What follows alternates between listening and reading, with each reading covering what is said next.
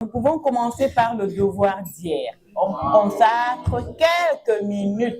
Ben, je n'ai pas oublié.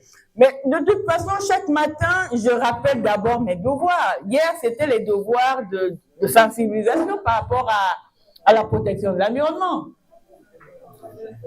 Mais ne soyez pas effarouchés. Ceux qui ont déjà leur devoir, après qui ont cherché, nous diront deux choses. D'accord? Donc, ne faites pas comme si ça comptait pour 40 points sur je ne sais pas combien. Bien sûr, un Ivoirien parle pour la Côte d'Ivoire, le Béninois parle pour le Bénin, le Togolais parlera pour le compte des Togolais, le Tchad, les Tchadiens, le Camerounais, bon, je continue le cours. Le Camerounais confère cours. Alors, on peut penser, on commence par... J'imagine que les Ivoiriens sont majoritaires. C'est les Congolais qui sont majoritaires? Alors, le pays d'accueil, c'est qu'on fait court. Il y a quelqu'un qui m'a dit, le pays d'accueil, c'est qu'on fait court. Donc, les autres pays viennent apporter un plus au cours, certainement camerounais, à tout le monde d'être davantage édifié. Alors, n'ayez pas peur de prendre la parole quand même. On commence par quelle nationalité? Les 3 pièces? Ma 3 pièces principale est où? Elle n'est pas encore là, la principale où je disais qu'il n'y a pas pollution visuelle. Elle n'est pas encore là. Alors, ils ne sont pas prêts. On prend les Ivoiriens? Oui. Le représentant de l'Assemblée plénière n'est pas là.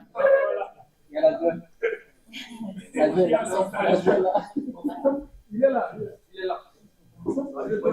D'accord.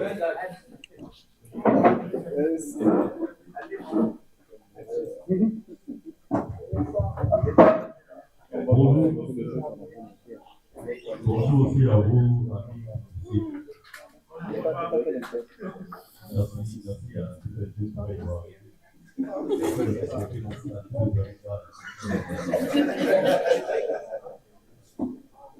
Alors, en groupe, on a eu à effectuer des recherches autour des sources de droit ou des sources de loi relativement à la gestion environnementale en Côte d'Ivoire. On a organisé notre propos, il risque d'être un peu long, mais on va essayer de faire l'économie de beaucoup d'autres choses. Merci. Premièrement, on va s'étendre sur les grandes étapes historiques de la prise de conscience environnementale en Côte d'Ivoire. Tout part avec les années 70. Veuillez écouter votre camarade, s'il vous plaît. Ça fait également partie du cours. Tout part avec les années 70 où on assiste à une réflexion dispersée et sectorielle. En Côte d'Ivoire, la thématique était davantage la conservation des ressources forestières, fauniques, agricoles et tout ça. Donc, ce n'était pas encore pleinement la conscience environnementale.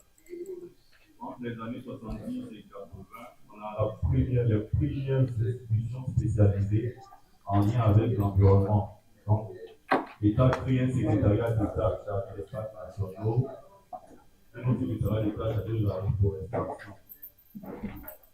Mais le cas juridique, il reste encore pas compté jusqu'à après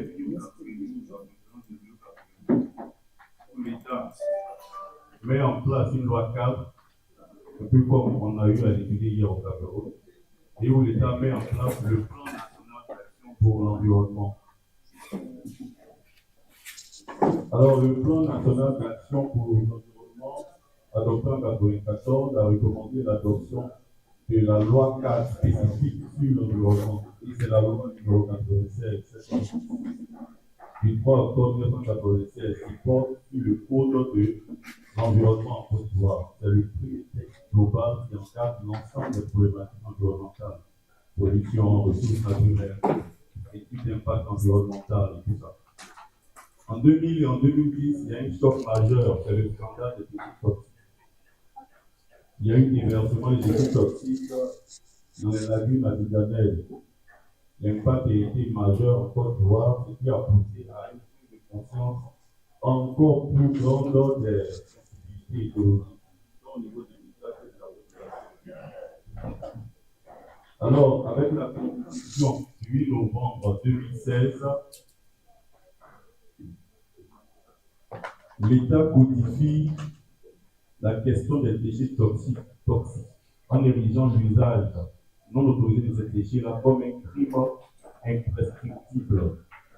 En 2010 et 2023, on a la révision progressive de la loi cadre de 1996. On aboutit donc dans les années 2023 au nouveau code de l'environnement. C'est la loi numéro 2023-900 du 23 novembre 2023 qui porte sur le discours qui remplace celle de 1996 et il intègre toutes les questions en lien avec les prescriptions climatiques, plan national d'adaptation et contribution déterminée au niveau national. Ce qui fait qu'en Côte d'Ivoire, les sources internes du droit de l'environnement, on a la Constitution, on a le Code de l'environnement, et puis on a des lois sectorielles, comme la loi sur la forêt, la faune, les aires protégées, on a les lois sur l'eau et l'assainissement, on a des lois sur les déchets, et on a aussi des lois sur les changements climatiques, avec la Convention 4 Nations Unies pour les changements climatiques. Il y a aussi des décrets et arrêtés. Ces décrets-là datent, comme on l'a déjà dit, depuis 1996, avec les décrets sur les études d'impact environnemental qui sont obligatoires pour toutes les entreprises, les décrets sur les audits environnementales obligatoires aussi pour toutes les entreprises. Et l'État a mis en place l'Agence nationale de l'environnement, ANDE. La législation environnementale aussi en Côte d'Ivoire s'appuie également sur des sources internationales et régionales. La Côte d'Ivoire faisant partie de la CEDEAO, la Côte d'Ivoire faisant partie de l'UA, et puis un peu plus de façon universelle appartenant aussi au système des Nations Unies. Alors voilà en substance ce qu'on peut dire en lien avec la Côte d'Ivoire. Je vous remercie. Vous avez raison d'applaudir. Applaudissez, c'est pas parce que c'est un Ivoirien qui applaudit tout de suite. Je salue son engagement, vraiment, il a cherché. Comme je l'ai dit hier, d'accord, vous avez cherché. Le droit international de l'environnement, c'est pratiquement la même chose partout. Parce que l'environnement, c'est le même et tous les États sont engagés à la protection de l'environnement. Pourquoi? Parce que l'environnement, c'est pas seulement au Cameroun que l'environnement est menacé par les dégradations quotidiennes, mais cela est vécu également dans beaucoup d'autres pays. D'accord? Donc, vous voyez, il a parlé de la loi cadre. Hier, je parlais de la loi cadre 96 au Cameroun. Et là, je constate également que en Côte d'Ivoire, la loi cadre de la Côte d'Ivoire, c'est également 96. Ça veut dire qu'à partir de 72, il y a eu une véritable prise de conscience des États de s'engager dans une effective protection de l'environnement. Est-ce que je peux avoir un autre pays? Il y a le Togo qui me regarde en se disant, bon, vivement qu'on passe. Le Bénin veut parler? Je pense que le Bénin était pratiquement prêt. D'accord. Bon, moi, je veux faire un soutien pour ne pas redire les mêmes choses. Le cadre juridique togolais de la protection de l'environnement. Le cadre juridique togolais de la protection de l'environnement repose sur la loi cadre de 2008, socle juridique national. Décret et plan sectoriel, biodiversité, climat et déchets. Institution nationale chargée de la mise en œuvre.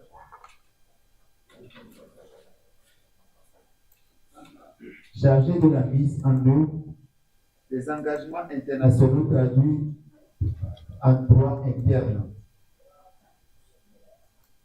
Et à part ça, le Togo a une politique de reboisement qu'on applique chaque 1er juin. chaque 1er juin.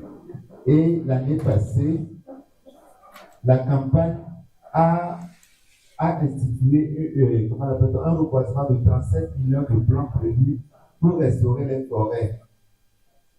Et le budget est de plus de 11 milliards 183 millions de francs CFA. Et le partenariat était entre le secteur privé et le secteur public et les communautés locales. Et le défi majeur, les handicaps du programme togolais, c'est la survie des plants, puisque les plants ne sont pas entretenus. Une fois que c'est mis en terre, on les laisse comme ça. La suivi des plants, et parce que la suivi des plants, l'entretien n'est pas réalisé et les plants ne survivent pas. Il y a aussi la pression démographique, défrichement agricole, urbanisation rapide. Il y a aussi le manque de moyens techniques pour le suivi et la gestion durable des plantations. En résumé, on peut dire que la politique de reboisement du Togo repose sur la loi 4 stratégique claire PNR 2017-2030, campagne annuelle massive 37 millions de plants en 2025, une mobilisation multisectorielle. Elle vise à restaurer durablement le couvert forestier et à renforcer la résilience écologique et socio-économique du pays. Je pense que c'est bon.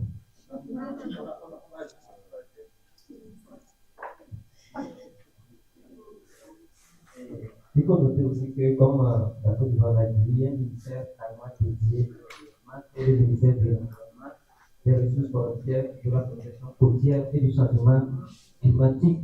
Et ce ministère coordonne souvent la politique nationale de protection de l'environnement. Il a aussi un même des politiques de protection côtière.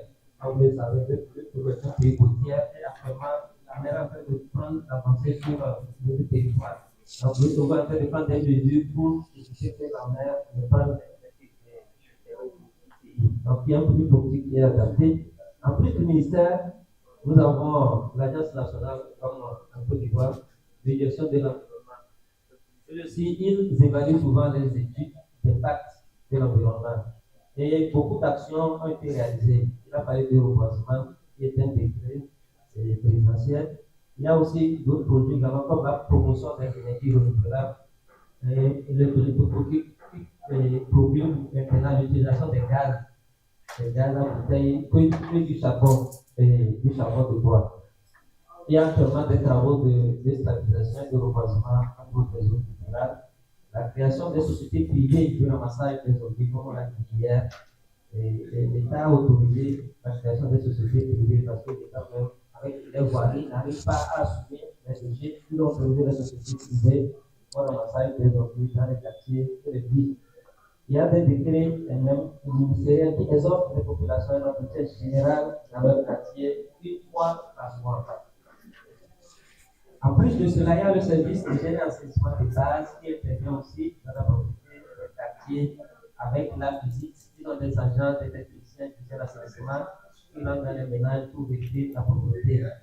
Et il y a aussi une société qu'on appelle la société ANASAP qui aussi s'occupe de la propriété des secteurs de la capitale. Et il y a également la création dans chaque chef-lieu d'un service de drainage et de recyclage de tous les déchets.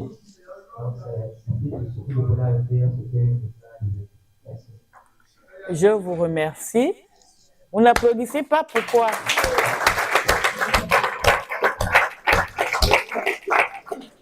Alors, quelqu'un d'autre? Oui. Il y a un doigt derrière lui. Bonjour. D'accord.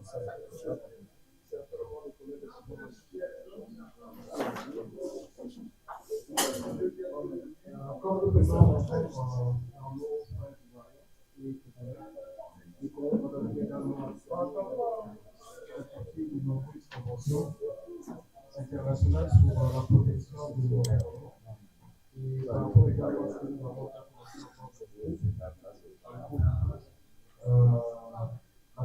convention cadre des Nations Unies sur le changement climatique qui a été ratifiée en 1996 et également le protocole jusqu'à l'accord de Paris. Vous aurez également été un acteur dans cette disposition. Le pays participe également au mécanisme CRTD+, qu'on appelle la réduction de la mission liée à la déforestation. La loi numéro 33 2023 du 17 novembre portant aussi un programme environnemental. Il y a également la loi numéro 14 003 11 février 2014 relative à la conservation de la nature. Et vous constatez comme on dit que cela a commencé autour de l'année 1990, là où il y a eu vraiment la prise de conscience en ce qui concerne l'aspect environnemental. Ça s'est évidemment passé aux États-Unis. Et avec la montée de l'État du Maurice au niveau du Congo, l'État congolais a été obligé de mettre en place un système de gestion des déchets. Ils se sont rendus compte que avec la municipalité,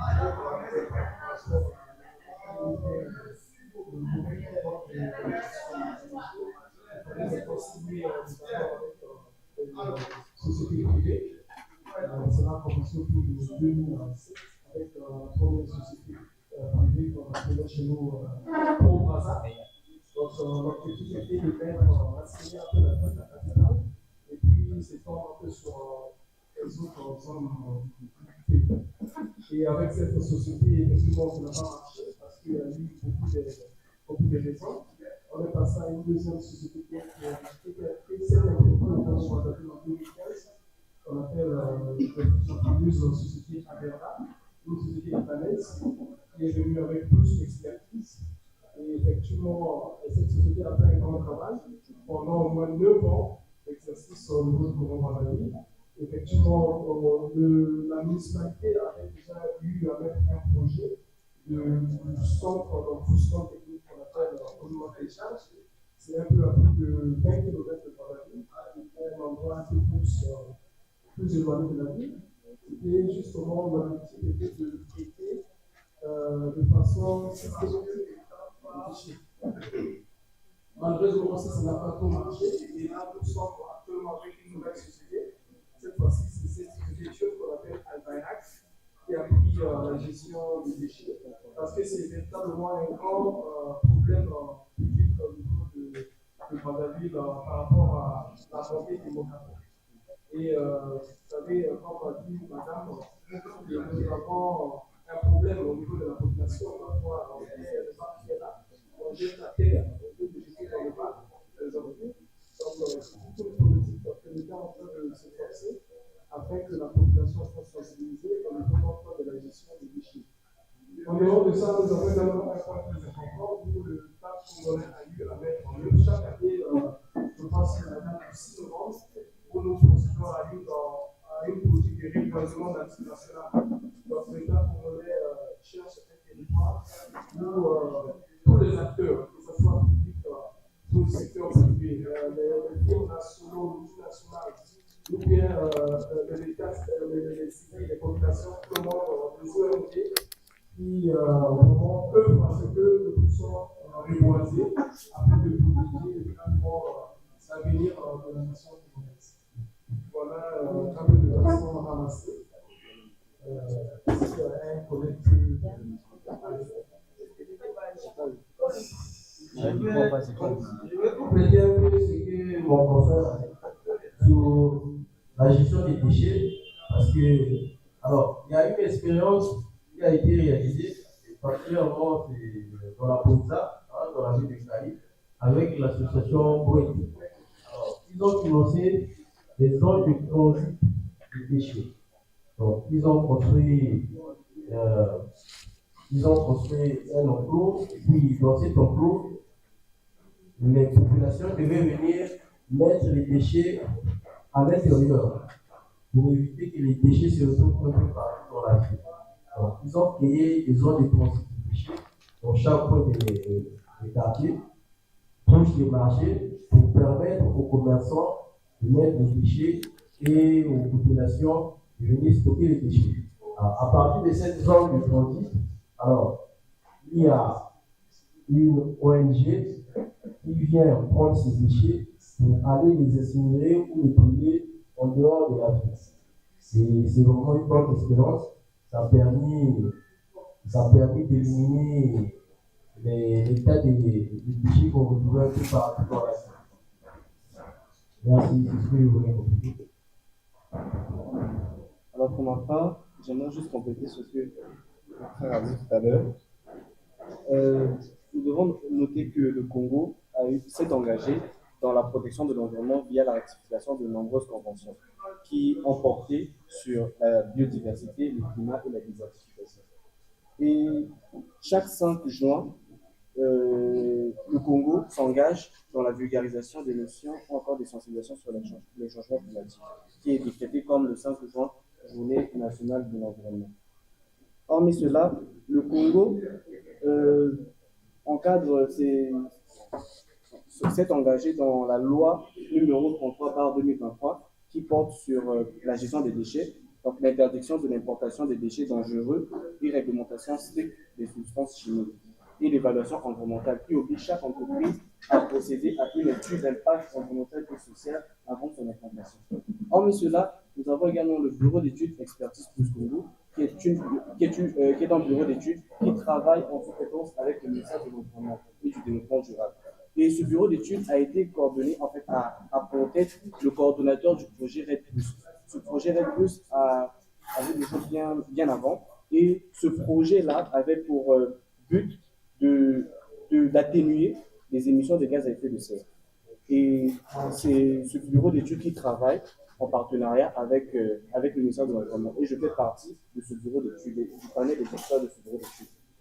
Donc, hormis cela, le Congo s'est engagé à travers des ONG. Il y a des ONG qui travaillent, telles que l'ONG AD, Action sur le développement, qui travaille également dans des points comme l'environnement. Il y a des sensibilisations qui se font dans les écoles publiques sur les notions de l'environnement. Et l'année passée, j'ai participé en tant que membre, un membre de l'association. Nous avons organisé un concours inter-école sur les notions de l'environnement. Donc nous avons rassemblé les jeunes du collège et du lycée sur les notions d'environnement en leurs après-midi, et ils ont présenté les causes, les conséquences et voilà, avec les causes, les conséquences des changements climatiques dans l'enceinte du stade à Concorde.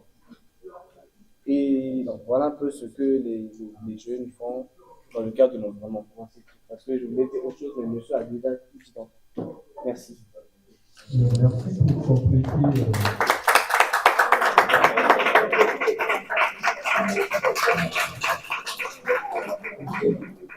Il apporte une dernière touche, une dernière pincée de sel, en fait. C'est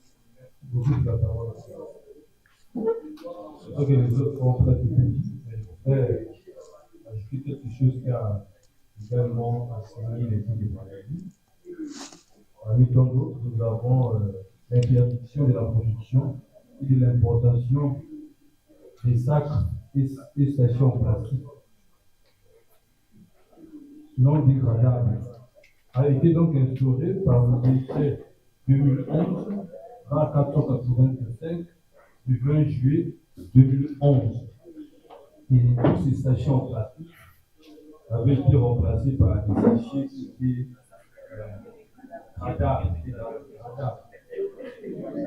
dégradables,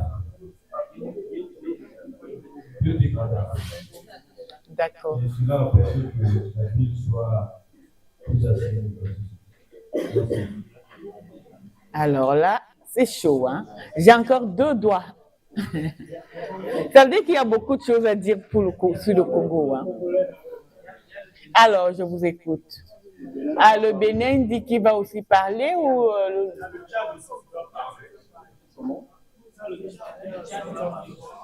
Non, on ne va pas prendre tout le monde sur ce point maintenant.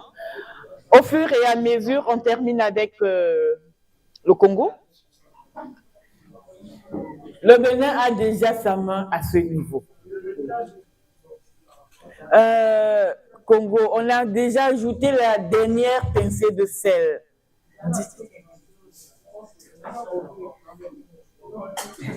Allez-y alors, vous allez dire la parole, dites-le rapidement.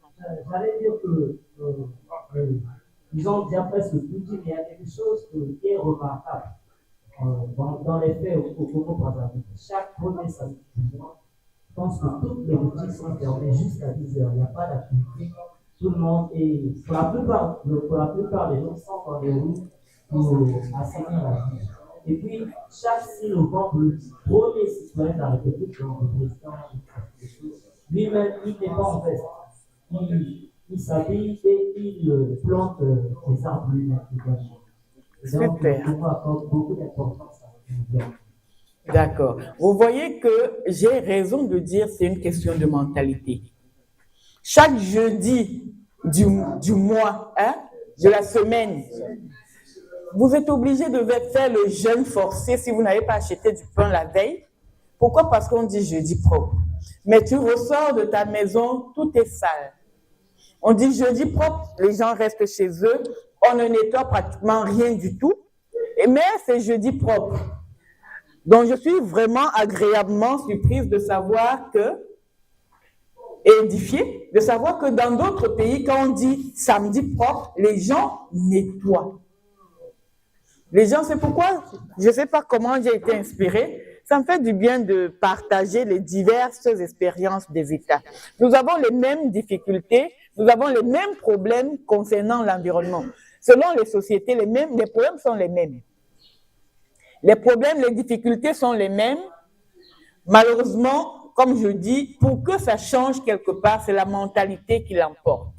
Si la mentalité des citoyens n'est pas assez avancée, si elle est rétrograde un petit peu comme la nôtre, j'ai crié sur un étudiant ce matin. Bon, monsieur arrive devant presque à l'entrée de la salle et je dis, sortez tout ce qu'il y a dans les poches parce qu'ils entrent avec les téléphones. Il enlève des mouchoirs et il jette au sol. Il dit, ramasse rapidement.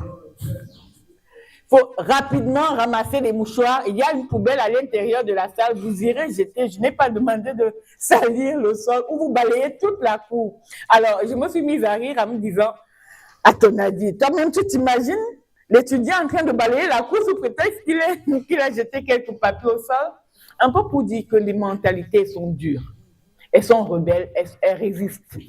Donc, ce n'est pas évident. Qu'on dise jeudi propre, les gens se lèvent de chez eux. On appelle les habitants d'un camp, ils se lèvent, ils disent, on va nettoyer, c'est pas facile. Ce n'est pas facile du tout.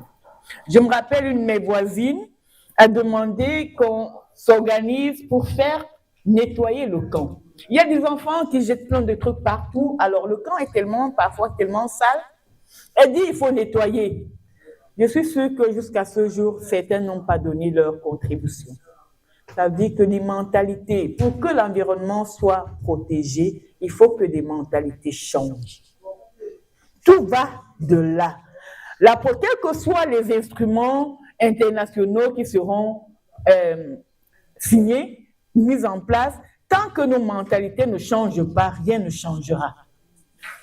Le Bénin, quelques minutes et on avance, s'il vous plaît.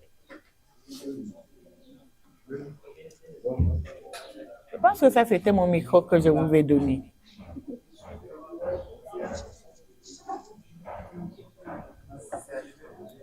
Délégué, j'ai laissé mon eau dans mon sac au campus.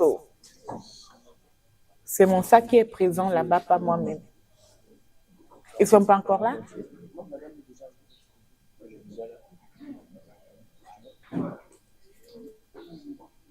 Oui. La première loi que nous tenons avec eux concernant la gestion de l'environnement était la loi numéro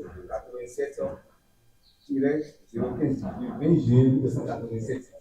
Pourtant, ils viennent de dire en tout du Bénin. La première loi que nous tenons avec eux. Maintenant, après la conférence de Rio de Janeiro sur le développement durable et les changements climatiques, le Bénin a pris une loi cadre, la loi 98-030 du 12 février 1999, portant loi cadre sur l'environnement. Cette loi définit les principes de gestion, les normes de production et le régime des études d'impact en République du Bénin. Maintenant, cette loi a créé en son article 15 la Commission nationale pour le développement durable et en son article 35 l'Agence béninoise pour le développement pour l'environnement. Maintenant, et après ça, nous avons deux décrets d'application de cette loi-là. Le décret numéro 2019-456 du 7 février 2019 portant stratégie de l'État en matière de gestion des forêts, des faunes et des chasseurs en République du Bénin. Il y a encore le décret 2001-110 du 4 avril 2001 fixant les normes de la qualité de l'air en République du Bénin. Maintenant, c'est les lois avant le président Patrice Talon. Maintenant, quand le président Patrice Talon est arrivé, il a pris la loi 2018 portant les changements climatiques en République du Bénin. Et encore la loi 2022-36 38 portant sur la gestion des produits chimiques et leurs déchets en République du Bénin. Mais après cette loi-là, il y a encore une série de décrets qui est encore plus. Il y a le décret numéro 2022-063 du 2 février 2022 portant création de l'Agence béninoise d'environnement, qui est un organe chargé de la mise en œuvre de la politique environnementale en République du Bénin. Il y a encore le décret 2022-90 du 13 juillet 2022 portant sur les procédures d'évaluation des études environnementales et sociales en République du Bénin.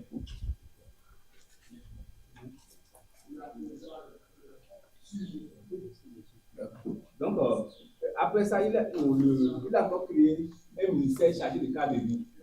Ce ministère charge de la gestion de l'environnement en République du Bénin. Donc, il a encore pris un décret pour créer la brigade de surveillance et de contrôle des plans et cours d'eau en République du Bénin. Il a pris encore ce décret-là. Maintenant, comme j'avais dit hier, dans chaque ville du Bénin, il a créé une société étatique, société publique, qui est une société de gestion des déchets solides. Donc, cette société-là a une université et il se charge de ramasser à chaque instant là, tous les déchets qui sont dans les villes. Et il a placé les poubelles, les bacs de poubelles dans les différents points de la ville, les grandes métropoles, et les agents de cette société se chargent de ramasser à chaque instant les déchets qui sont jetés. Il y a des décrets qui ont prévu dans leur article des amendes qui vont sanctionner ceux qui n'ont pas obéi, qui vont jeter les déchets partout. Et il y a des actions victimes de ça. Ils ont fait ça, on les a arrêtés. Les avons traduit en justice. Il y a tout ça là, il y a ça. Sinon, la gestion des déchets au Bénin, c'est une priorité pour le parti salarié. Et c'est ça nous avec ça. C'est pour ça que la ville est très propre. Super.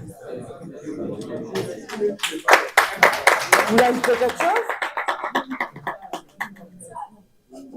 Le Tchad. Il y a quoi?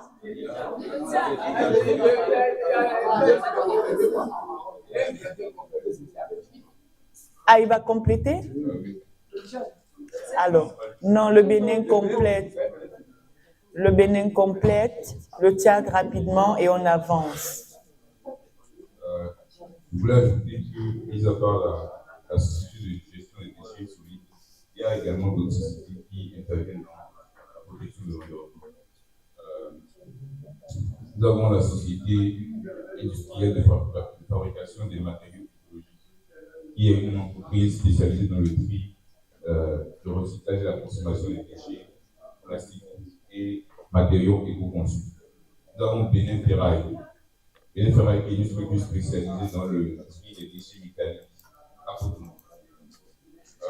La compagnie béninoise de production de polypropylène, un projet de production de granulés à partir de déchets solides collectés en partenariat avec la société de gestion des déchets solides pour valoriser le flux des déchets. À part ça, nous avons également des initiatives comme la gestion des déchets électroniques. C'est une plateforme qui s'appelle e-Waste. C'est un programme pilote soutenu par des partenaires comme Endev pour la collecte et le recyclage des déchets liés aux panneaux solaires. Je pense que diverses sociétés. Je vous remercie. De toute façon, je pense que la dernière partie du cours sera les acteurs.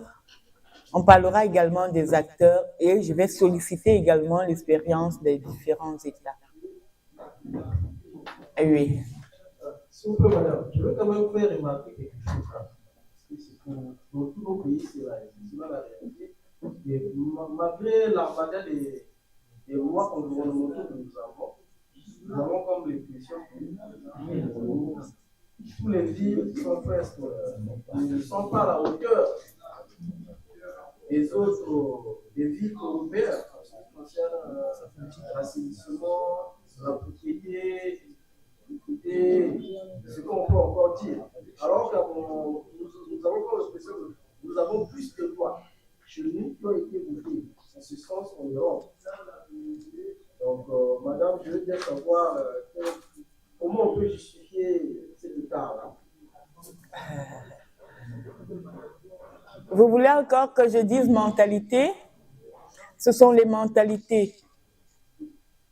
Ce sont les mentalités. En Afrique, nous aimons souvent faire du provisoirement définitif. D'accord? On ne s'assoit pas, on réfléchit profondément pour quelque chose. Les Blancs, eux, ils pensent. Ils pensent à l'avant, ils savent qu'ils se projettent des années plus tard. Et ils se disent, à telle période, dans tel nombre d'années, la population qui est à ce niveau maintenant va grandir. D'accord? Donc, sur cette base, ils agissent. Nous, on ne le fait pas. Et maintenant, j'aimerais également dire que toutes les villes en Europe ne sont pas propres. Et les mentalités ne sont pas pareilles. Dans certains pays, en France, je vous ai dit, ce sont nos pères. C'est sale. La France est sale. Bon, on va dire que parce que la France a accueilli plein d'Africains, d'accord, et que c'est nous qui amenons notre mentalité là-bas, mais c'est également la France qui a décidé d'accueillir autant de monde et de ne pas régler certaines choses en aval. D'accord? Donc, je reviens à la mentalité. Les lois ne vont jamais se lever pour agir. C'est l'homme qui applique la loi. C'est l'homme qui respecte. Je reviens toujours à l'homme. Dans la Constitution, dans les conventions et tous les traités, qu'est-ce qu'on dit? On ne dit pas d'abord à l'État. C'est le devoir, la protection de l'environnement revient principalement à qui? Aux citoyens. Parce que même si c'est l'entreprise ne se dirige pas seule. C'est un homme qui est derrière l'entreprise. D'accord? Vous m'écoutez? Donc, c'est la mentalité de celui qui doit appliquer la loi. C'est la mentalité de celui qui doit diriger. Si le président peut un jour se lever, se mettre en combinaison, si je dois le dire comme ça, pour planter.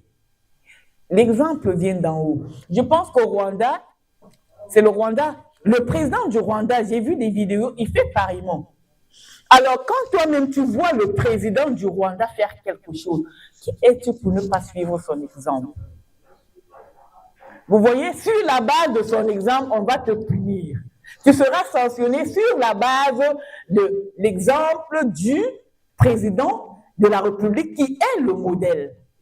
Maintenant, si la tête n'a pas de sens, comment vous voulez que la base puisse se gérer?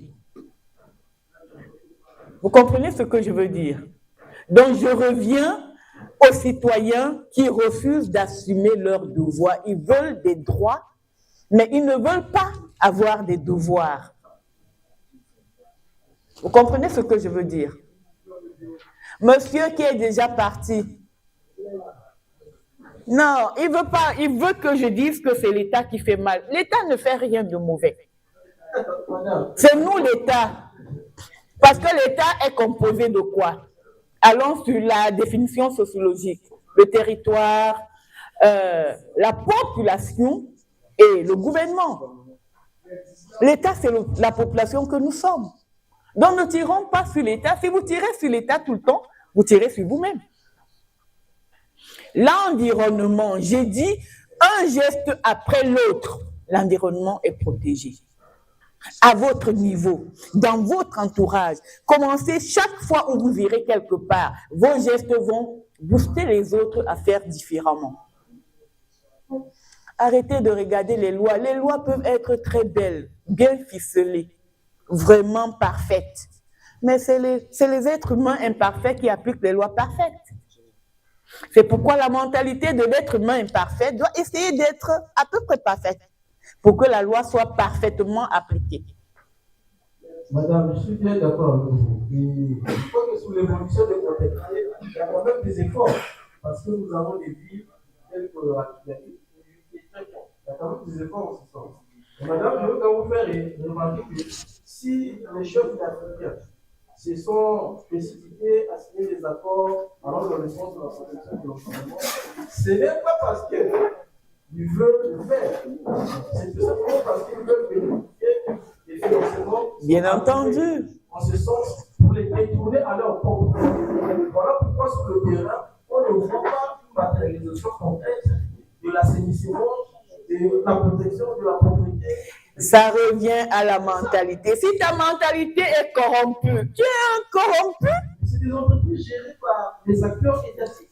Acteurs étatiques, c'est des robots. Pourquoi ils refusent de voir le citoyen derrière tout ce qu'il dit? Les acteurs étatiques, c'est qui? C'est des robots? C'est des êtres humains, c'est des citoyens qui sont citoyens de cette nation, qui respirent l'air, qui vivent, qui marchent sur le sol, qui ont des enfants de la famille. C'est des citoyens. Donc, c'est pourquoi je reviens à la mentalité. Il y avait un doigt tout à l'heure? Oui. Merci. Je voudrais savoir, vu que c'est l'homme qui constitue le problème maintenant pour protéger l'environnement, qu'est-ce que nous devons faire? Je sais que vous avez, peut-être je pense que nous devons changer de mentalité, changer de comportement.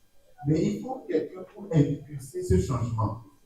Il faut quelqu'un pour accompagner ce changement. Sans ça, je pense que de façon individuelle, on n'a pas un grand résultat. Ce quelqu'un, c'est qui? Vous voulez que, par exemple, mon président se lève un matin, qui commence à venir balayer la route? La poste centrale est à peu près propre. Je dis à peu près propre. Pardon, je dois dire quoi?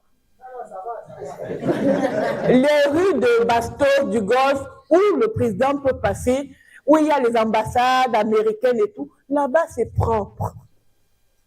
Vraiment, quand tu arrives à ces endroits-là, tu as l'impression de ne pas être au Cameroun. Parce que j'ai voulu impressionner quand même mon jeune petit-neveu suisse-là, qui disait pollueur à son tonton et tout. Quand il est arrivé, il disait, il a 14 ans. Oh, mais attends, Paul Biya, il est au Cameroun. J'ai dit, oh, tu te calmes. Hein. Paul Biya de quoi? Mais c'est sale partout. Les gens sont... Il dit, calme-toi.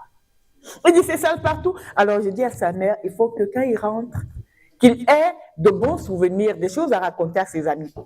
Ils sont à Yaoundé, je lui dis, ok, on sort. Avec son tonton, je lui dis, on va d'abord vers le Mont Fébé. Donc, on l'amène dans des endroits propres, Mont Fébé, Bastos et tout, il est content. On finit, lui dit, allons à Carrefour. Je prends des routes pas trop mauvaises, on va à Carrefour. On va d'abord à Spar, Bastos. Je gare au parking souterrain, on prend l'escalator, le tapis roulant qui nous amène vers les boutiques. Il se retourne, il dit à sa mère, il y a ça au Cameroun? J'étais contente dans mon cœur. On arrive dans la boutique, on prend l'escalator pour monter dans les boutiques au-dessus. On redescend, Pour entrer au parking, on prend l'ascenseur. Il sort de là, il était content. Je dis, bon, alors à Carrefour, on va appeler, il voit des magasins, il dit, sa mère, il y a tout ça au Cameroun. Elle lui dit, lui, quand il part à Douala, je dis, de grâce. Cherchez les bons endroits de Douala où il n'y a pas trop de boue, pour qu'il rentre avec de bons souvenirs. Alors, quand il s'en va, je dis, Yaoundé, Douala, quelle est la ville qui t'a plu? Il me dit, Yaoundé, c'est bien. Donc, pour dire, celui qui me dit, poste central, oui, il y a des endroits où quand tu arrives, tu as l'impression que tu n'es pas à Yaoundé. Parce qu'il n'y a pas de trous, il n'y a pas... Mais on les astique. Et c'est ça, c'est pas ça le Cameroun. Comme vous avez dit, certaines villes, Kigali, des belles villes, c'est pas ça le pays. Une ville propre doit être propre partout. Et pour qu'elle soit propre partout, il faut que les mentalités soient différentes. Une ville très propre à Cotonou, et la ville d'après est sale, ça veut dire que le pays est sale. Quand c'est propre, ça doit être propre partout. Je dis en Suisse, tu balades ton chien, il y a des sacs poubelles où quand ton chien fait ses crottes, tu ramasses. On n'a pas besoin de te poursuivre pour te dire de ramasser. Toi-même, tu te ramasses, tu cherches le plastique, tu ramasses et tu pars jeter. Tu as honte de jeter quelque chose au sol. Mais enfin, on s'en fout, c'est ça partout. Toi-même, tu jettes, tu te gênes pas. Il y a les mégots de cigarettes partout, les trous de chiens partout. Donc, tu jettes, tu te déranges même pas. Tu te dis, bon, c'est déjà sale. Oui. En fait, ce que mon confrère essaie d'expliquer, c'est que parfois, il faut des acteurs politiques pour impulser la décision de. Il faut des acteurs politiques pour impulser la décision de maintenir l'environnement propre. Par exemple, le Ghana. Si le Ghana est l'un des pays les plus propres en Afrique, ce n'est pas parce qu'ils ont une mentalité de propriété. C'est parce qu'à une époque donnée, le président. Jelly Oli, c'était, je crois, un général de l'armée qui avait pris le pouvoir au Ghana. Qu'est-ce qu'il faisait? Il obligeait les populations à ne pas verser. Parfois, même, on frappait des gens, on les bottait au Ghana. Il ne faut pas qu'ils aillent verser les gens. On les bottait. Donc, finalement, la mentalité, après son passage au pouvoir, la mentalité est restée. C'était incrusté même dans la mentalité des... Et là, vous voyez que pour booster la mentalité, il a fallu la violence. Justement, il faut que les acteurs politiques puissent aussi impulser. Donc, il faut qu'on envoie le bir, tout le bir dans les rues pour bastonner les gens, les botter. C'est une méthode pour Ghana. Justement, par contre, si vous venez ailleurs, on peut utiliser d'autres méthodes. Mais ce que je veux dire aussi, c'est qu'en dehors du fait que la mentalité des populations elle-même doit changer, il faut aussi que l'État et le gouvernement, parce que l'État, on va dire c'est tout le monde, mais il faut que le gouvernement puisse impulser la chose même, pousser les gens à changer de mentalité. En faisant quoi? Le gouvernement sensibilise. C'est vrai qu'on va me dire qu'il n'y a pas assez de moyens pour qu'il y ait plus de sociétés. On peut avoir plus d'Isacam, pas seulement Isacam, avoir d'autres sociétés, faire d'autres choses pour enlever les ordures, mais le gouvernement peut aller jusqu'où? Madame, je prends l'exemple de la Côte d'Ivoire. Chez nous, il y a un problème que moi j'ai remarqué dans les buts secondaires. C'est que les bacs à ordures, il n'y en a pas partout. Et quand il y en a, c'est loin. C'est à des milliers de kilomètres. Mais pas à des centaines de kilomètres. Vous voyez, moi je me déplace ici, je suis dans cet endroit-là. J'ai mon sac de poubelle. Je vais me déplacer avec ça pour aller jusqu'à Yaoundé ou c'est fait exagérer. Mais pour aller jusqu'à peut-être au campus 2 pour aller. C'est trop loin. Je balance ça quelque part. Justement, ce que je veux dire, c'est pas que je dois franchement jeter ça quelque part, mais l'État aussi doit créer ou bien doit amener des bacs à ordures dans des endroits à équidistance en fait. Vous n'avez pas que je sois très loin. Comme ça aussi, l'État peut faire ça. Voilà, donc. L'État. Quand on a parlé hier, je ne dis pas que l'État n'est pas responsable de quelque chose, d'accord? La protection de l'environnement est premièrement un devoir pour les citoyens. Et l'État maintenant vient également soutenir. Le citoyen, c'est votre santé, c'est notre santé. Très franchement, quand nous posons des actes, pensons à nous-mêmes. L'État, je vous dis, l'État là, c'est les gens dans les bureaux feutrés, d'accord, qui ne respirent pas l'air de l'extérieur là plus de 10 minutes.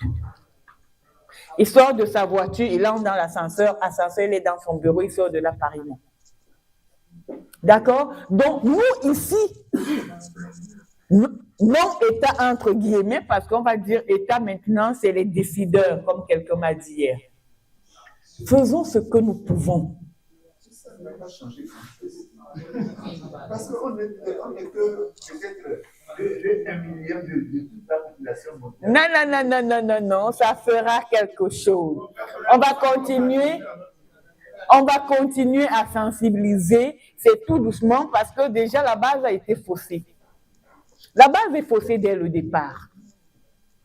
Aussi bien les citoyens que l'État. Bien, disons l'État. Parce que si l'État n'avait pas enlevé l'instruction ou l'éducation civique à la base, les enfants grandiraient dès le sein de leur mère avec l'idée que dehors, là où je parle, on ne fait pas telle chose et on ne fait pas telle autre chose. Non seulement ça, moi je dirais qu'il y a aussi on a mal compris la démocratie. Parce que quand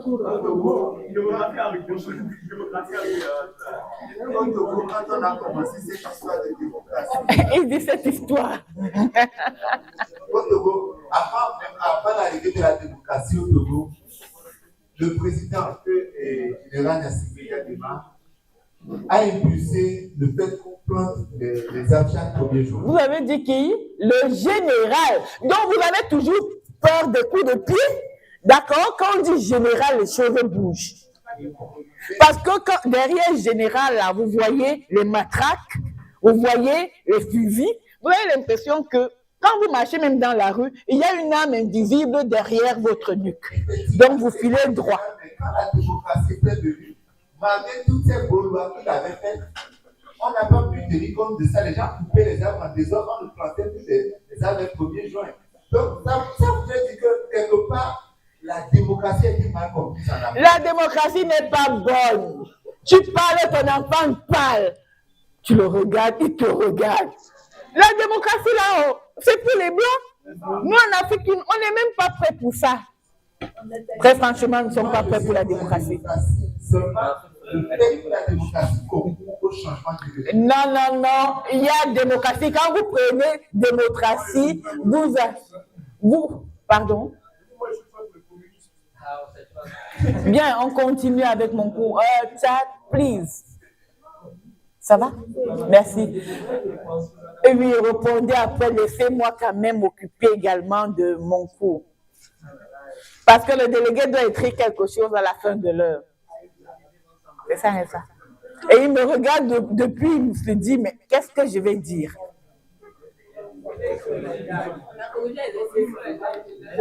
Alors, la dernière chose rapidement et on va. Non, le cours c'est 67, c'est 200 pages si vous voulez, mais bon, je vais lire parce qu'on comprend déjà pratiquement l'essentiel de beaucoup de choses.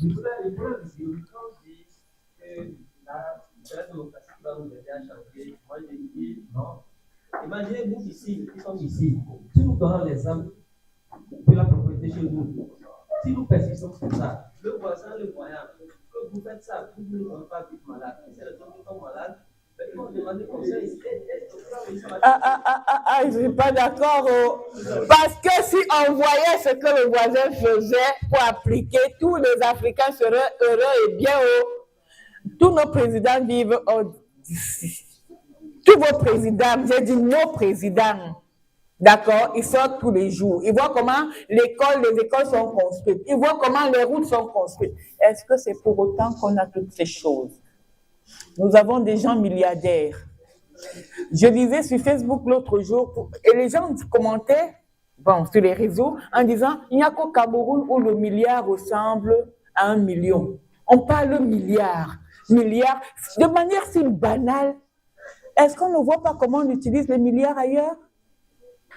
Donc, laissez qu'on regarde pour appliquer. On n'applique pas haut. Quand ils finissent de regarder, leurs yeux se rassasient et quand ils reviennent, ils deviennent amnésiques. Donc, par exemple, actuellement, comme il dit, il y a des hommes qui parrainent des villages. Ils font un projet de village. Au cours de l'année, un des baleines un village qui a été on le prime par la réalisation d'une structure inclusive dans le village.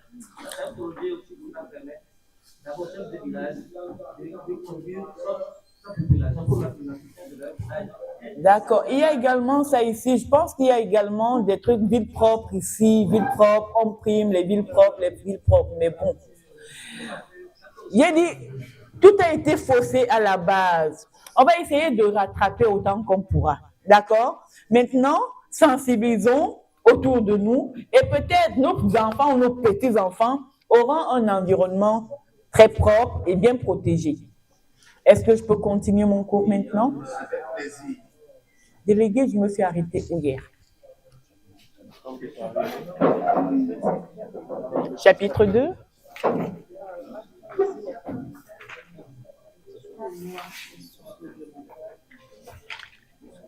J'ai terminé les sources universelles ou j'ai commencé? Sur la Convention de la Nation. Il me semble que j'ai commencé les sources universelles, c'est ça? Vous êtes arrêté sur la Convention de la Nation. Cette convention comporte deux protocoles. Bien, je commence. Ben oui, section 1, les sources universelles. Très bien.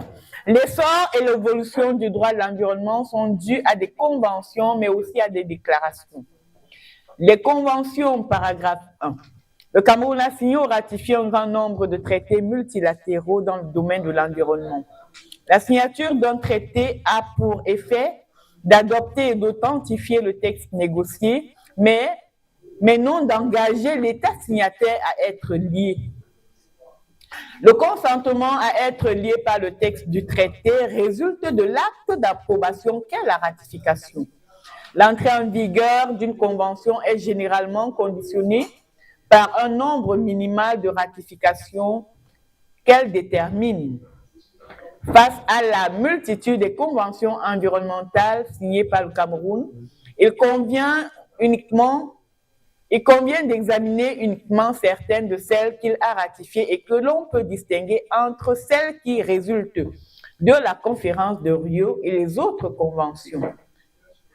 Grand A, les conventions issues de la conférence de Rio. Si vous avez des questions à poser, notez-les parce que je ne prends plus aucune question jusque-là. Pollueur-payeur, vous attendez pollueur-payeur avant de revenir à pollueur-payeur. Très bien, je continue. Grand A, les conventions issues de la conférence de Rio. Ce sont les deux conventions qui ont été signées à Rio, auxquelles s'ajoutent les protocoles qui ont été négociés et signés par la suite. Petit A, la Convention cadre des Nations Unies sur les changements climatiques et ses protocoles additionnels. Cette convention ou convention climat est conclue à Rio en 1992. Elle est signée à New York le 13 juin 1992 et entre en vigueur le 21 mars au Cameroun.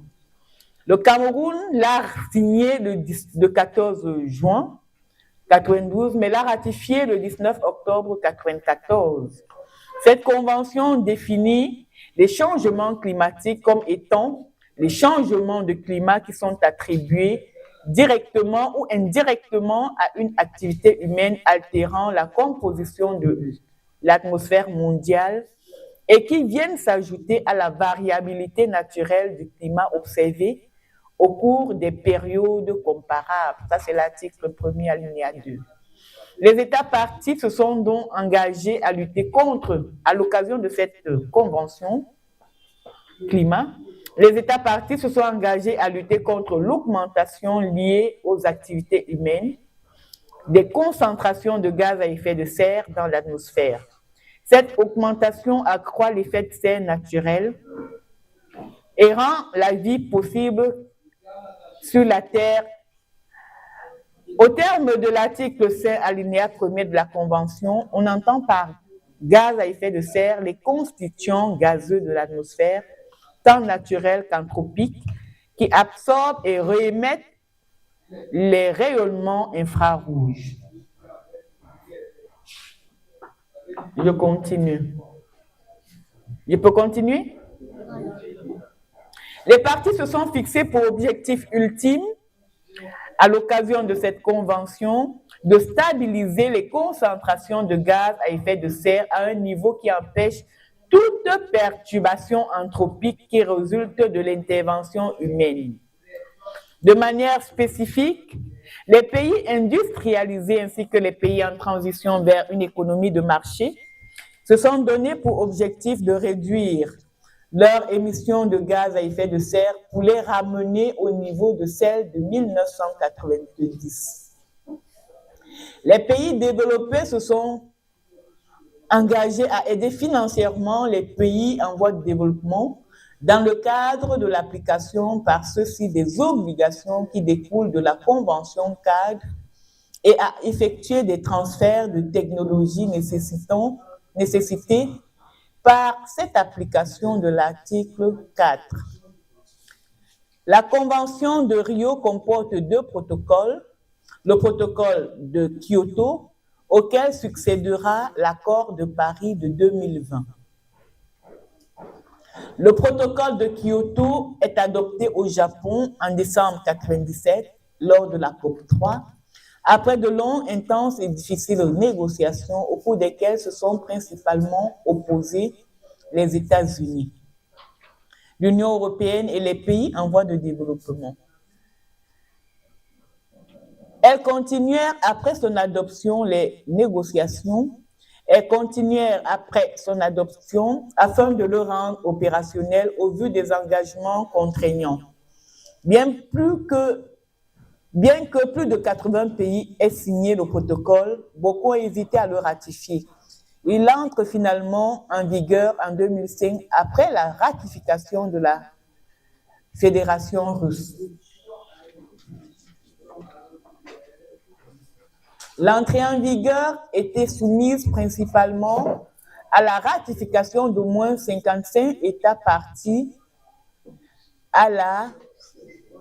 et en second lieu à la présence parmi ces États des pays développés dont les émissions de dioxyde de carbone représentaient en 1990 au moins 55% des émissions totales.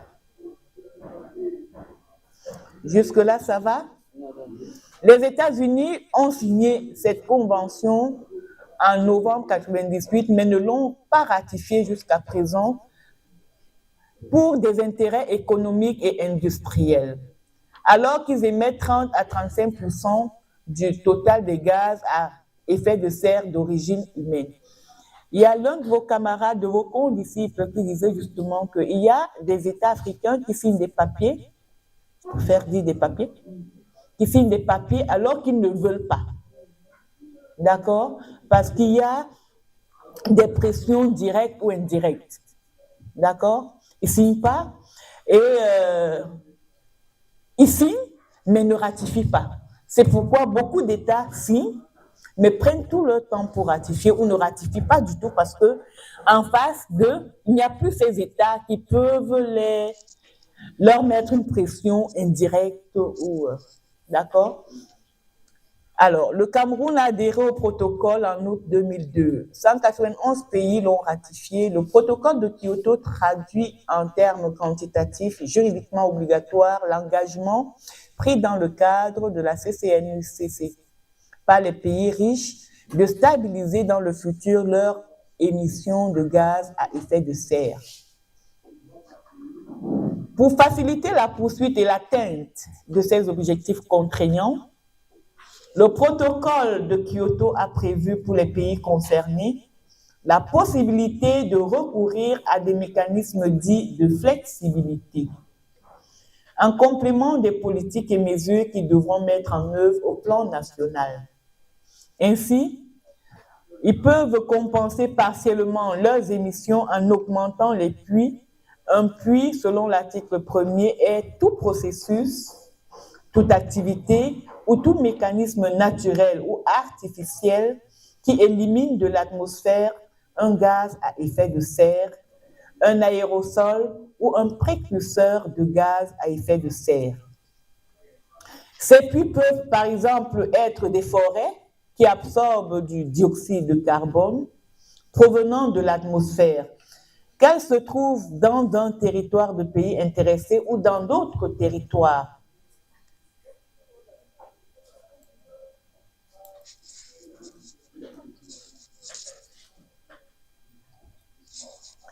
Les mécanismes de flexibilité sont au nombre de 3. On a le permis d'émission, On a la mise en œuvre conjointe, le MOG, et le mécanisme de développement propre. Le permis d'émission permet de vendre ou d'acheter des droits à émettre entre pays industrialisés. Ça veut dire qu'un pays qui est très industrialisé peut acheter des droits d'émettre dans un autre pays qui ne produit pas beaucoup de gaz à effet de serre. Ça, c'est des mesures de flexibilité. Comment? D'un autre pays qui ne produit pas beaucoup de gaz à effet de serre. Donc, ils vont acheter des droits d'émission là-bas et émettre chez eux. Donc, c'est ça les mesures de flexibilité qui ont été adoptées.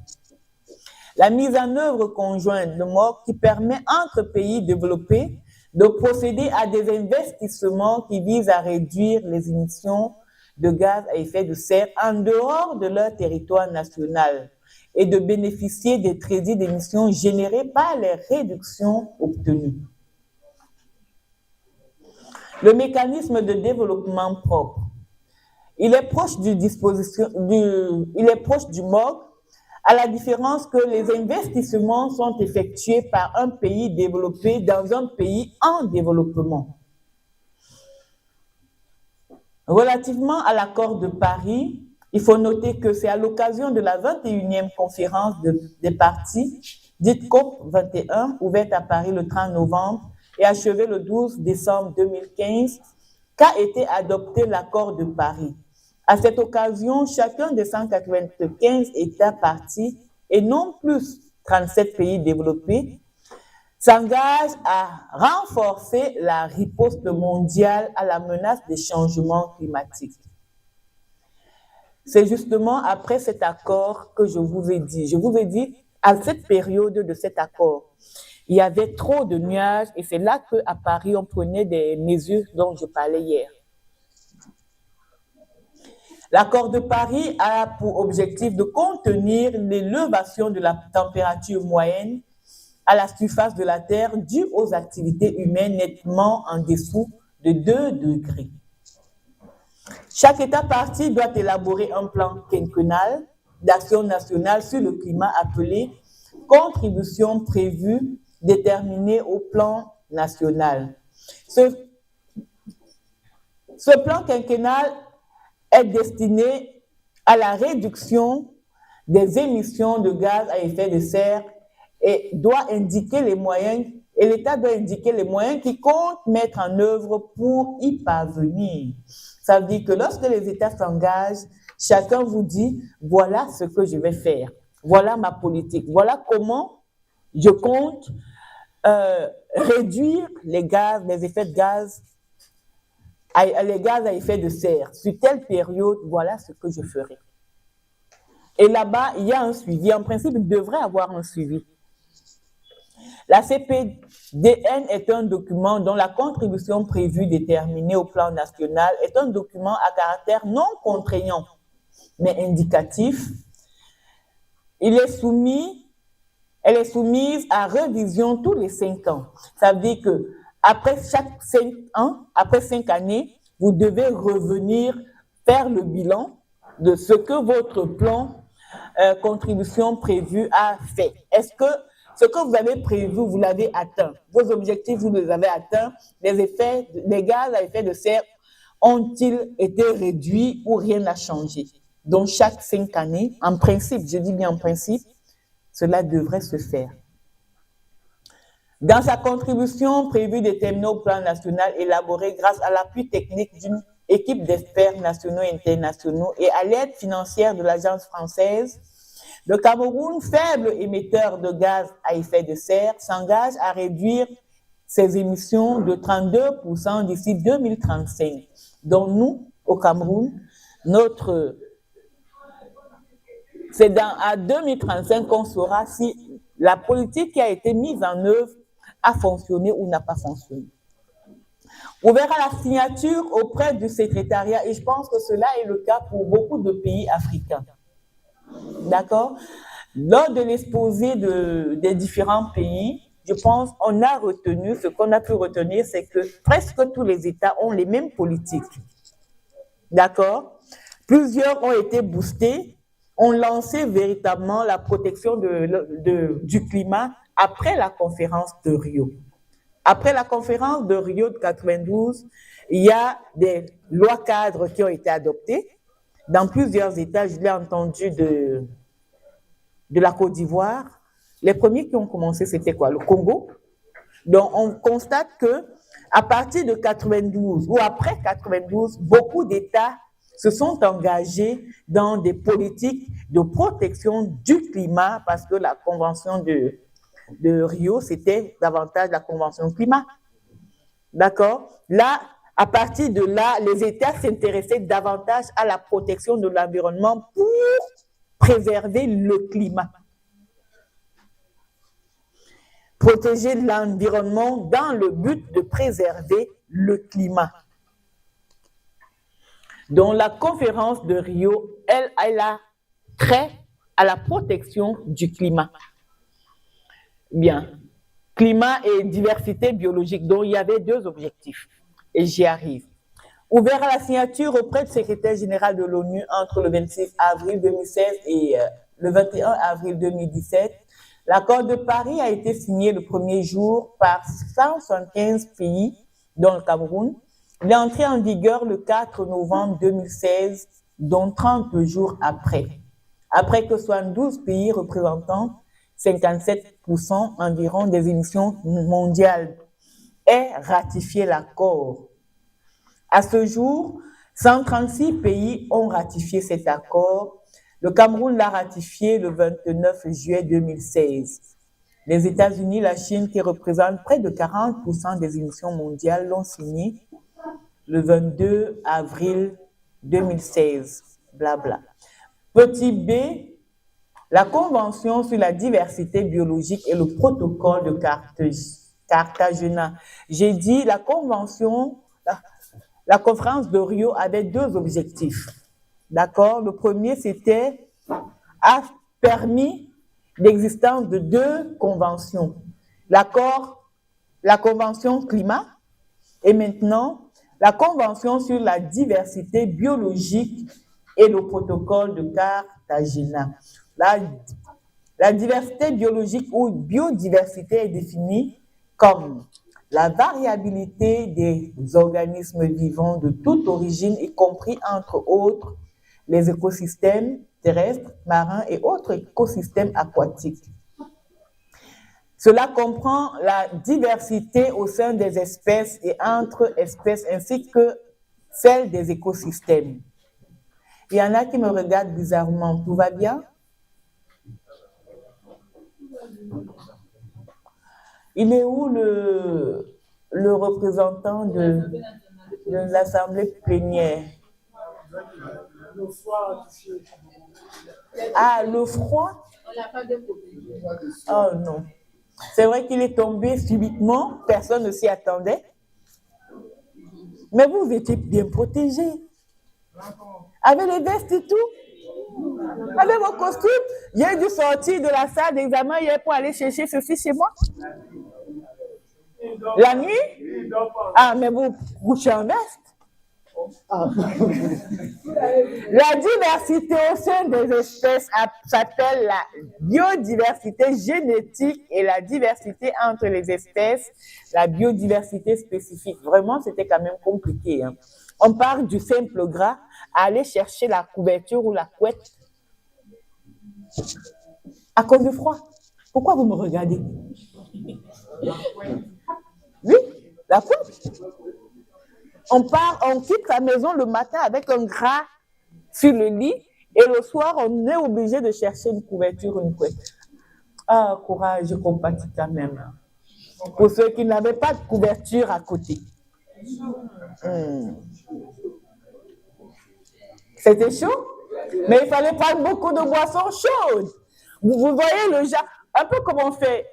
Ailleurs, on met le chauffage. Vous allumez le gaz ou le je ne sais pas trop quoi. Vous laissez ça réchauffer, chauffer la maison. Quand la maison a assez chauffé, vous permet, vous éteignez le feu, mais au moins la pièce sera chauffée. Le gaz de 2 mois. La diversité au sein des espèces s'appelle la biodiversité génétique et la diversité entre les espèces s'appelle la biodiversité spécifique. C'est quoi la biodiversité génétique?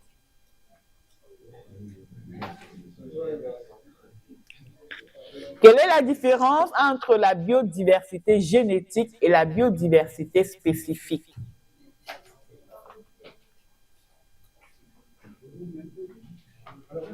Oui. Je dirais que la biodiversité, ça veut dire génétique et spécifique. génétique et spécifique. Oui. Je dirais que la biodiversité génétique, ça englobe tous les organismes, donc tous les facteurs génétiques. Dans la biodiversité spécifique, c'est spécifique peut-être à une certaine espèce. De manière terre à terre. Oui. Alors, de manière terre à terre, la biodiversité, c'est la diversité des gènes. Et c'est quoi la diversité des gènes? C'est quoi les souches? La reproduction. Reproduction de quoi?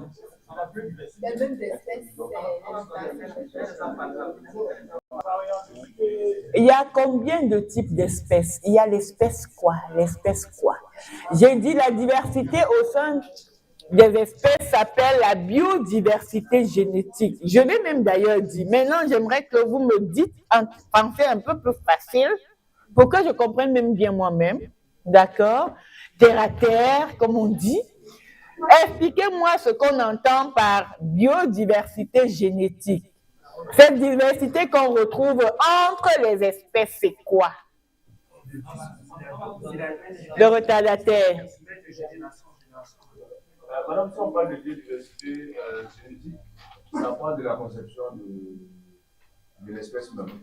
Et dans la biodiversité génétique, nous avons ce qu'on appelle les métazoaires, les protozoaires. Quand quelqu'un dit terre à terre, on lui ramène des zoaires. C'est pour que la personne comprenne ou ne comprenne pas. Je dis terre à terre, oui. Oui. On peut être cet enfant de même papa. Non, c'est pas différent. Oui. Non, je reprends d'abord ce que j'ai dit. La diversité au sein des espèces s'appelle la biodiversité génétique. C'est ça là que je veux qu'on me commente. C'est ça là même. Comme je parlais comme Ivoirien là, on laisse Ivoirien parler. Voilà, quand on dit la diversité au sein des espèces s'appelle la biodiversité génétique, ça veut dire que c'est la différence entre les espèces. Et les espèces, il y a comme en plus des espèces animales, des espèces végétales et puis les espèces humaines. Donc c'est ça qu'on parle. It's simply. Maintenant, la diversité, biodiversité spécifique, c'est quoi? C'est différentes variétés d'espèces. Comment? Là, c'est spécifique. Oui.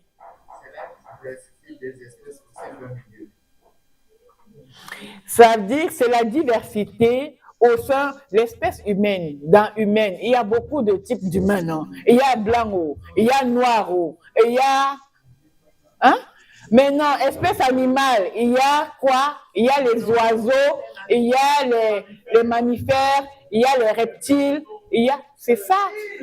D'accord? Dans une spécificité, il y a la diversité. D'accord? Je n'ai pas mon papier, j'allais noter. Restez là, regardez-moi. Alors, j'avance. De temps en temps, je m'arrête, je pose une question pour vous réveiller parce que quand je lis, et pour moi, pour reposer. D'accord? Alors, une espèce est un ensemble d'individus qui se ressemblent par leur aspect, leur habitat et qui sont susceptibles de se reproduire entre eux et non avec les individus d'une autre espèce.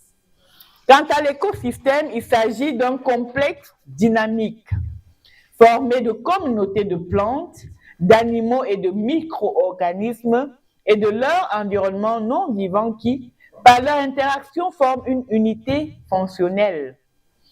Les forêts tropicales forment un écosystème qui couvre au moins 10% de la planète, mais qui probablement abrite la quasi-totalité des espèces vivantes sur cette planète.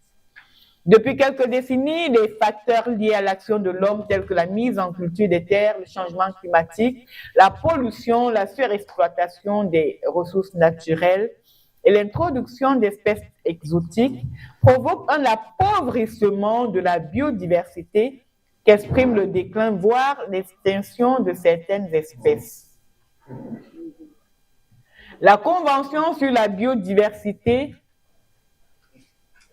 merci, c'est ça quand on fuit de la maison sur la pointe des pieds. On abandonne tout ce qui peut faire bruit. D'accord, merci.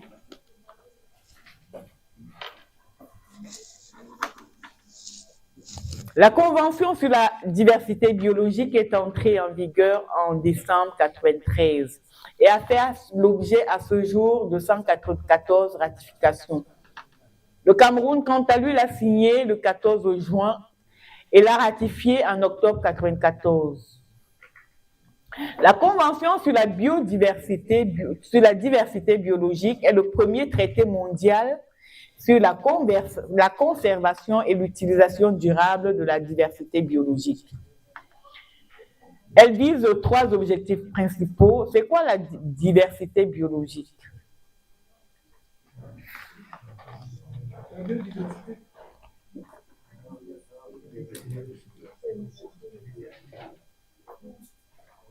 C'est quoi la diversité biologique? Madame,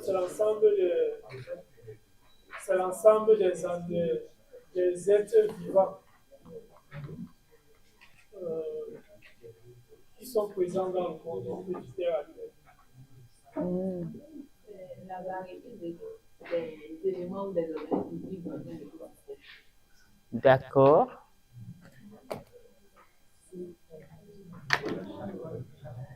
La diversité biologique vise 3 objectifs principaux.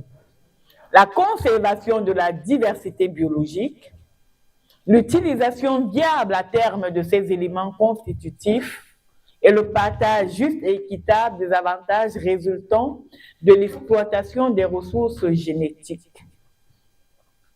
La Convention sur la diversité biologique invite chaque État partie à établir, en fonction de ses conditions et de ses moyens, des stratégies, plans ou programmes tendant à assurer la conservation et l'utilisation durable de la diversité biologique ou à adapter ce qui existe déjà à cette fin. Elle prône l'intégration par chaque partie des considérations relatives à la conservation et à l'utilisation durable des ressources biologiques.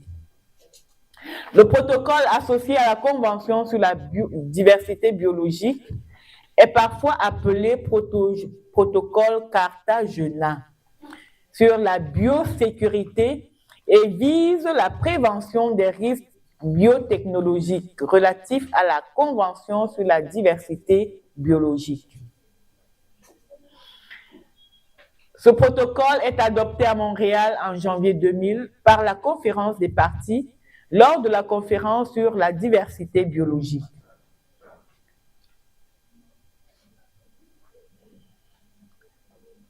Ce protocole porte sur les organismes vivants. Vous constaterez que de temps en temps, j'ai fait un tout petit saut, d'accord? Pour ne pas vous rabâcher, le Cameroun n'a fait que, le Cameroun n'a fait que. Parce qu'à force de dire le Cameroun n'a fait que, je vais vous renvoyer à nouveau chercher ce que vos pays ont fait à ce moment-là. D'accord? Donc, je préfère de temps en temps faire un tout petit saut. D'accord? Saut de mots ou saut de lignes. Alors, ce protocole porte sur les organismes vivants modifiés, OVM, ou organismes génétiquement modifiés. Alors, ce protocole de Cartagena définit un organisme vivant modifié comme un organisme vivant possédant une combinaison de matériel génétique inédite obtenue par recours à la biotechnologie moderne. C'est la première fois qu'un accord international réglemente de manière complète le transfert, la manipulation et l'utilisation sans danger des OVM, surtout ceux faisant partie des mouvements transfrontières. Grand B, les autres conventions autres que celles de Rio. J'ai dit, comme source universelle, il y avait des conventions qui sont nées après la convention de Rio, mais en dehors de la convention de la conférence de Rio, il y a eu d'autres conventions qui sont des conventions universelles qui visent la protection de l'environnement. Donc, grand B, les conventions autres que celles de Rio.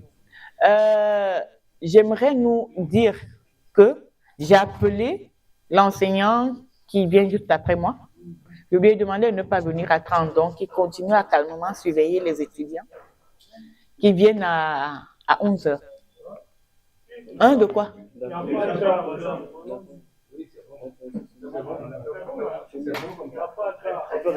Qui a dit d'abord un? Je fais mon palabre avec la personne d'abord en même temps. Non, non, là on va prendre une pause. Mais de pas de 15 minutes quand même. Comment? Je ne sais pas, moi je ne suis pas photo, donc mettez l'article qui vous convient. D'accord, VAR, la pause est à quelle heure? Il est 9h54, maman. On débute à 10h? Pas 15. Oh, 10 minutes. D'accord. Ça veut dire que si c'est 10h, j'ai encore 6 minutes. Des conventions autres que celles de Rio. De ces conventions, l'on peut donner deux exemples. La convention de Ramsar et celle de Stockholm. La convention de Ramsar, encore connue sous le nom de convention relative aux zones humides d'importance internationale, elle est adoptée à Ramsar en Iran en 1971. Elle est entrée en vigueur en 1975 après sa ratification par un 7e État. C'est à partir de 1980, qu'elle a connu un certain dynamisme avec l'adhésion de dizaines d'États. En 1993, elle comptait 77 parties et aujourd'hui, elle compte 168 États. Le Cameroun a adhéré à la Convention en juillet 2006. Au départ, comme son nom l'indique, la Convention s'appliquait limitativement à un secteur particulier des zones humides, dont les habitats des oiseaux d'eau. Elle s'est étendue par la suite à tous les éléments de ces zones humides, dont elle donne une large définition. Alors, l'article 1er de la Convention de Ramsar définit les zones humides comme des étendues de marais, de fanes, de tourbières ou d'eau naturelle ou artificielle, permanente ou temporaire, où l'eau est stagnante ou courante, douce, saumâtre ou salée, y compris des étendues d'eau marine dont la profondeur à marée basse n'excède pas 6 mètres. Elles se caractérisent, les zones humides, par une très grande diversité dont l'élément fédérateur est l'eau, qui détermine une vie animale et végétale caractéristique. Elles constituent, les zones humides, des écosystèmes essentiels pour la conservation de la biodiversité et le bien-être des sociétés humaines. La Convention de Ramsar, dont l'objectif énoncé dans le préambule est d'enrayer, à présent, et dans l'avenir, les empiètements progressifs sur les zones humides et la disparition de ces zones a pour mission la conservation et l'utilisation rationnelle des zones humides par des actions locales, régionales et nationales et par la coopération internationale. Je m'arrête là. C'est quoi les zones humides? C'est quoi les zones humides?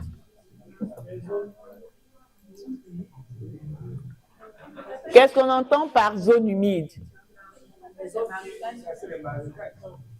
De manière banale, terre à terre, c'est les marécages. C'est les marécages. Dans les marécages, on a des algues au-dessus. On a un type d'espèce aquatique.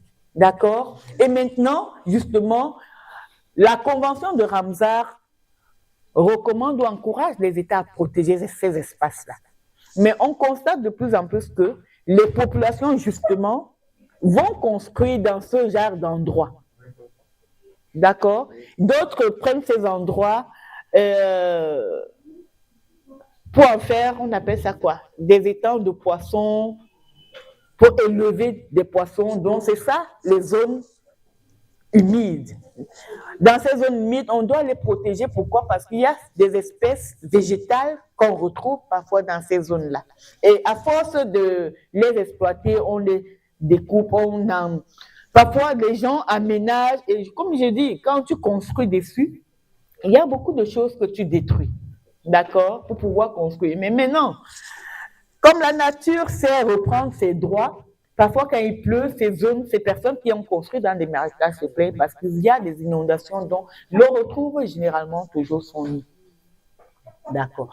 Donc, la zone humide est la seule, la convention de Ramsar est la seule convention de portée mondiale qui soit consacrée à un écosystème particulier, dont la convention de Ramsar, c'est seulement pour les zones humides. Et elle porte explicitement sur l'eau, sur les écosystèmes relatifs à l'eau. Cette convention repose sur 3 principes fondamentaux baptisés les 3 piliers que les parties s'engagent à respecter. Ce sont la liste des zones humides d'importance internationale. Chaque État partie doit inscrire au moment de son adhésion une zone humide au moins sur la liste des zones humides d'importance internationale, dite liste Ramsar. Chaque État partie doit également promouvoir la conservation et continuer de désigner les zones humides appropriées de son territoire pour inscription sur la liste. Le Cameroun a introduit 7 sites sur la liste Ramsar qui aujourd'hui totalise 2181. Le VAR, de grâce définit les listes et quelques secondes. La liste des zones humides, j'ai déjà dit, l'utilisation rationnelle. Chaque partie doit tenir compte de la conservation des zones humides dans ses plans d'aménagement nationaux. Elle doit élaborer et appliquer ces plans de manière à favoriser dans la mesure du possible l'utilisation rationnelle des zones humides de son territoire. La coopération internationale, chaque partie, État partie, doit consulter les autres parties sur l'application de la Convention, notamment dans les zones humides transfrontières, des systèmes hygrologiques partagés et d'espèces partagées. Voir article 5.pause.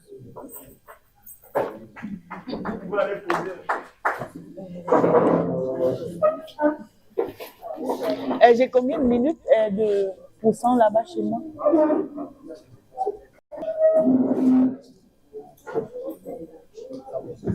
Combien?